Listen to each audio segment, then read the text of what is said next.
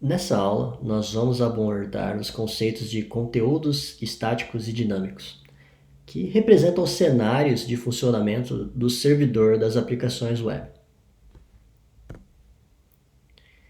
Existem especificamente dois cenários de funcionamento do servidor web que valem a pena ser destacados.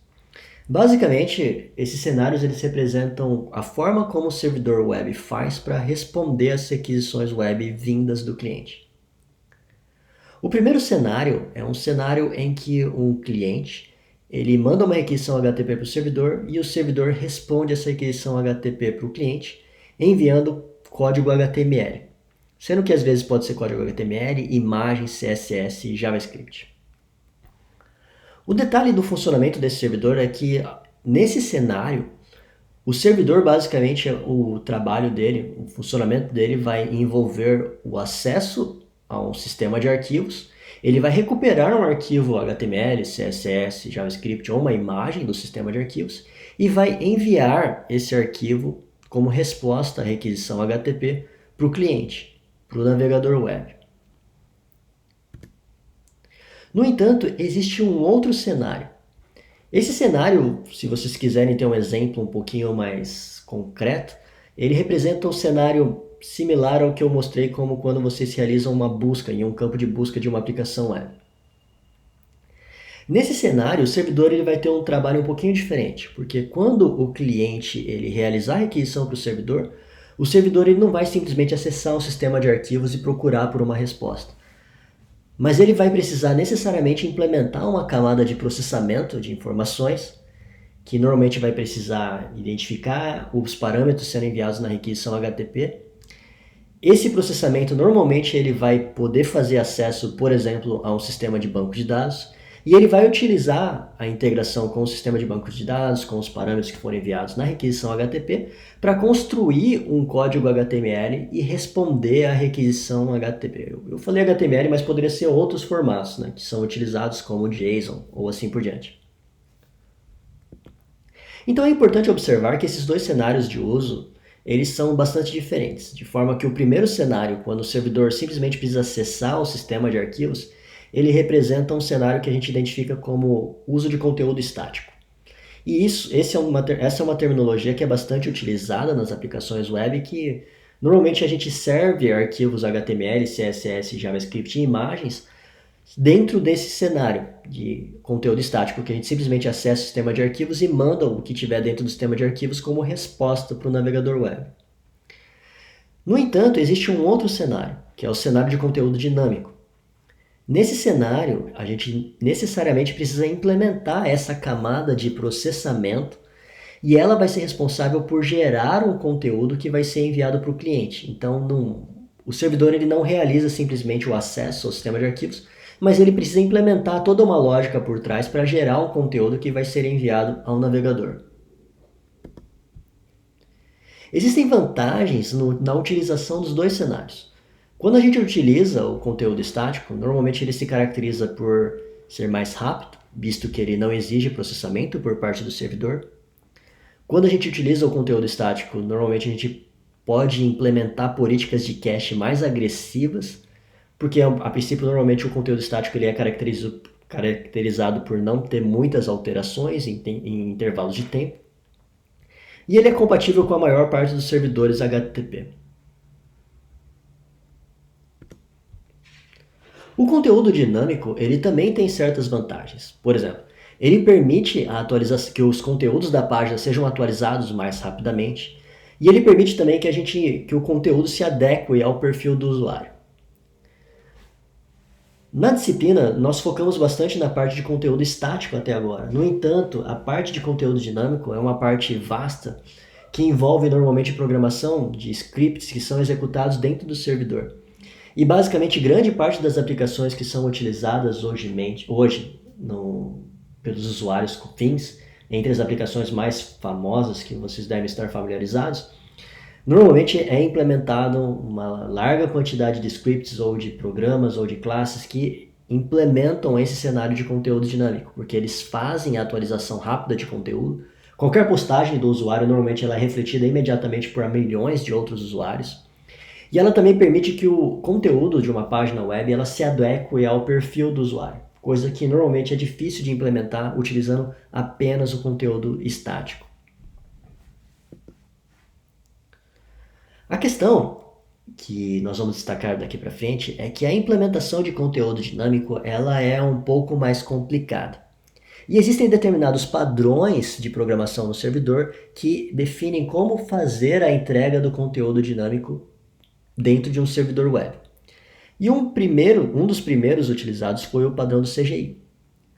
O CGI ele é uma sigla para Common Gateway Interface, e ele é um método padrão utilizado para gerar conteúdo dinâmico em aplicações web. O CGI, sinceramente, ele é um padrão que ele já não é mais tão utilizado porque existem alternativas mais performáticas e que têm uma escalabilidade melhor em comparação ao CGI.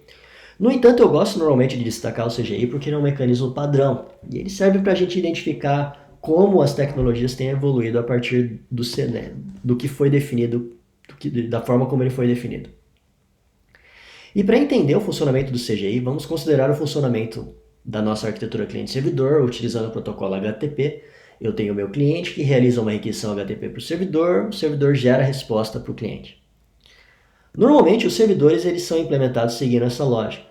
No entanto, o servidor ele funciona com uma cardinalidade diferente do cliente, de forma que normalmente a gente tem um servidor único, e esse servidor único ele tem que ser capaz de responder a múltiplos clientes, de forma concorrente. Pelo padrão CGI, quando a gente quer implementar a entrega do conteúdo dinâmico, normalmente a entrega do conteúdo ela vai ser implementada da seguinte forma. Para cada requisição HTTP que sai do cliente e chega no servidor, quem vai receber essas requisições vai ser um módulo CGI.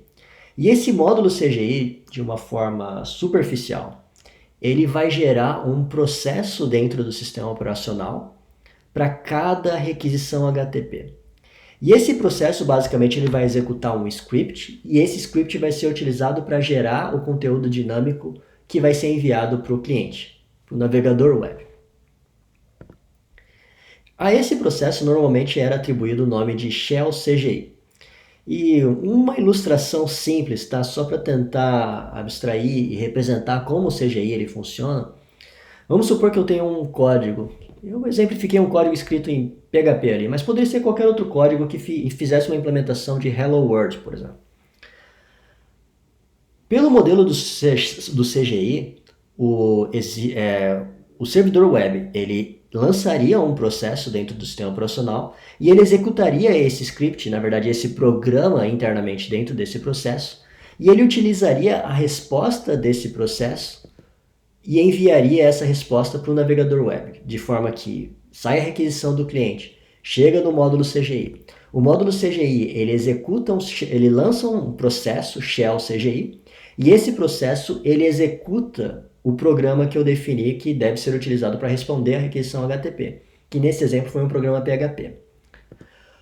O resultado da resposta, da execução desse programa PHP é utilizado como resposta e é enviado na resposta HTTP ao navegador web. É importante que vocês entendam que esse exemplo de código que eu mostrei para vocês em PHP, ele é um código simples que ele só realiza um Hello World. No entanto, ele poderia ser um código bem mais complicado, ele poderia ser um código Java, por exemplo, que realizasse conexão com o banco de dados, uma busca por dados e simplesmente imprimisse um código HTML atrelado àquilo ali.